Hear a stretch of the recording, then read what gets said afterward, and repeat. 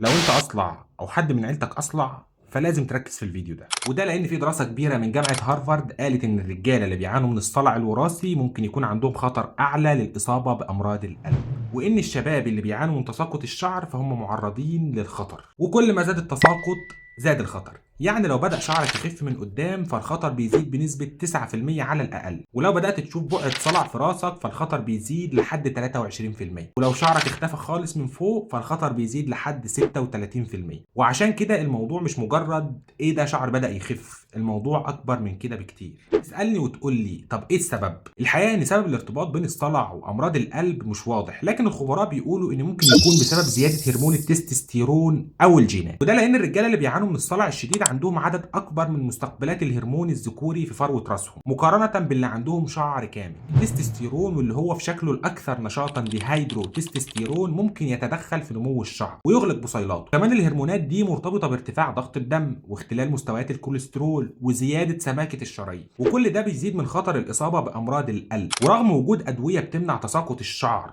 عن طريق تقليل تاثير التستوستيرون، لكنها مش فعاله مع تساقط الشعر الشديد، وكمان مش معروف اذا كانت هتقلل خطر الاصابه بامراض القلب ولا لا. فيعني لو شعرك بدا يتساقط فالحق عالجه، واشترك في القناه وتابعني لو انت بتشوفني على تيك توك. سلام.